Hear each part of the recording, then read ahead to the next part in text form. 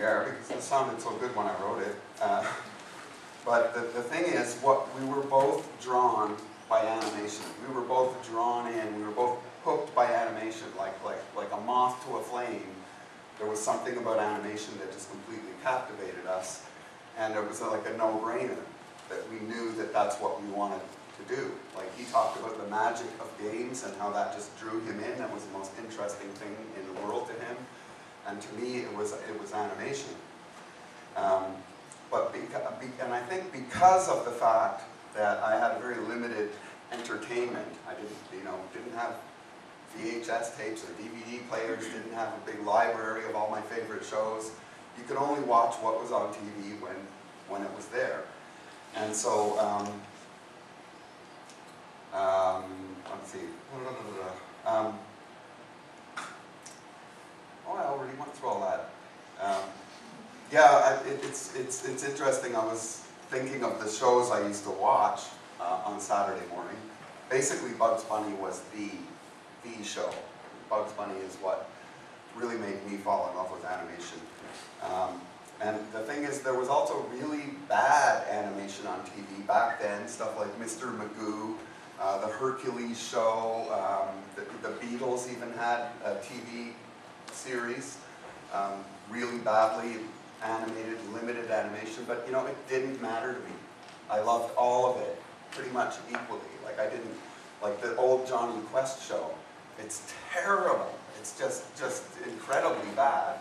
But I watched it like with my mouth hanging open, just like, I couldn't, like, that is so cool, I just loved animation. I ate it all up, And it was just a complete transportation into a world where, like, animals can talk, and Bugs Bunny can do impossible things at the blink of an eye.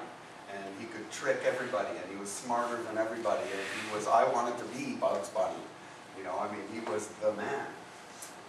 Another interesting aspect of that, and animation and the magic of it, my dad was a fighter pilot and an Air Force guy all the way, from New Brunswick, by the way.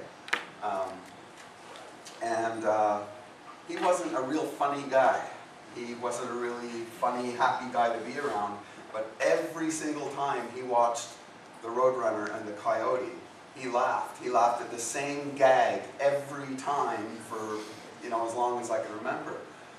So it was also a time when I could sit in the living room with my dad, and he was actually happy. He always laughed at the Roadrunner. Bugs Bunny didn't get him, but the Roadrunner, was the Coyote, just made my dad laugh every time.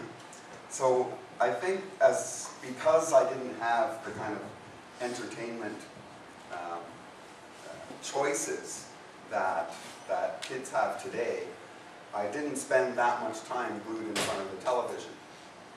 And I was a nature kid. I just loved nature. I loved nothing more than nature, and I spent a lot of time in the woods, the forest, the trees, the flora, the fauna, the animal. That was my magical place to be.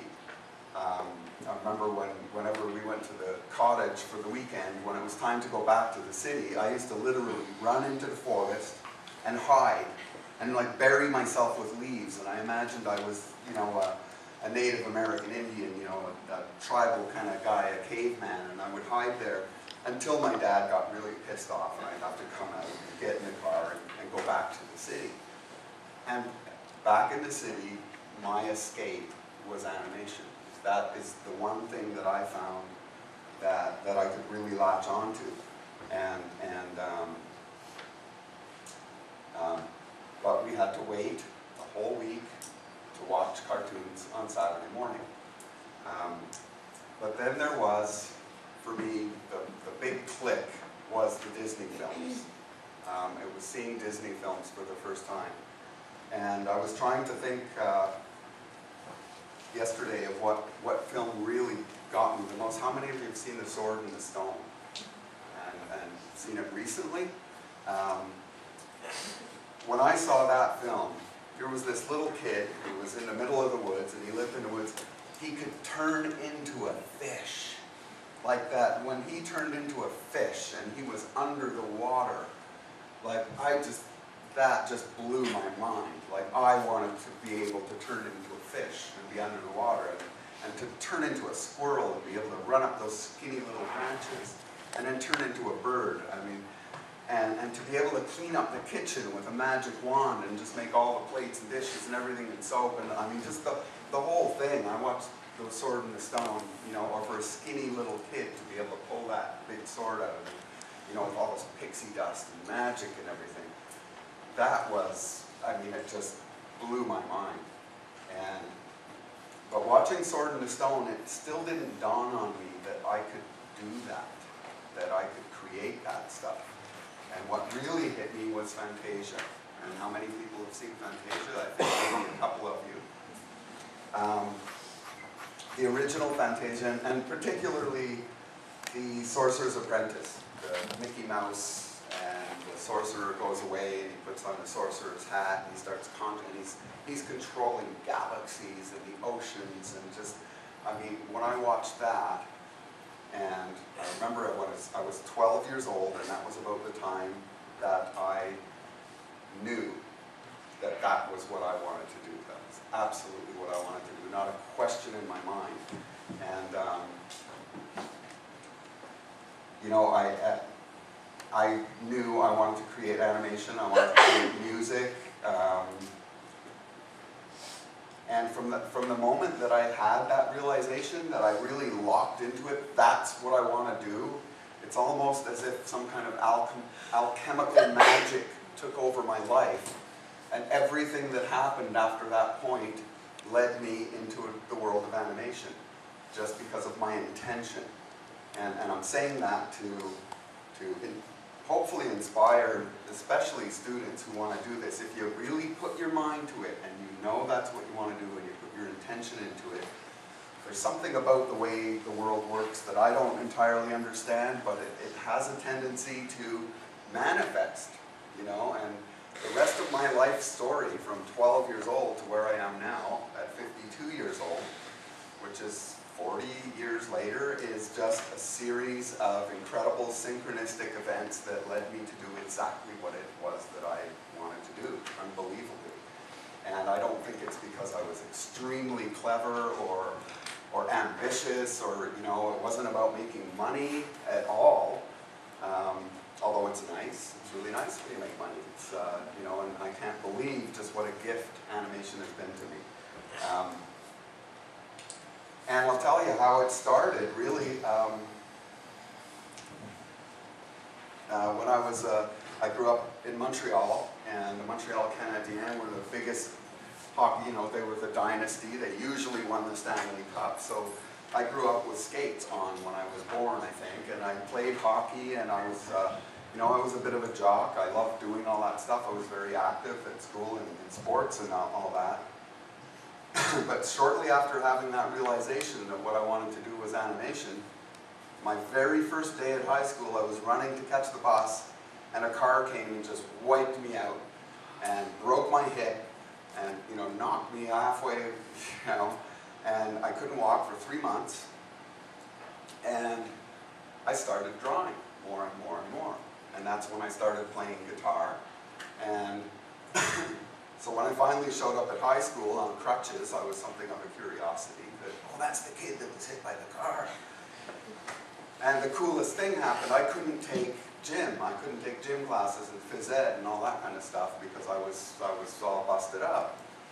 So I got 2 art classes. I got to take grade 8 art and grade 9 art because I asked if I could, and they said, yeah, I guess so. And so that was, I mean, that was some kind of a sign. That was some kind of incredible, you know, providence that suddenly I was able to take twice the amount of art, and I started playing guitar. I really hardly ever played hockey again. Went from being a jock to being an artist, right, overnight. And it was, you know, you could say, yeah, it's a real drag to get hit by a car, but it's probably one of the best things that ever happened to me. Really, you know. Like did the world need another Sidney Crosby? I don't know. But, you know, I'm glad I do what I do. I really am glad I do what I do, and it's been such a different track. And that led to my high school art teacher was kind of blown away by my drawing and everything. She admitted that she thought I was a better artist than her. And so she really encouraged me, and she started bringing in animated films from the National Film Board to show me, to inspire me.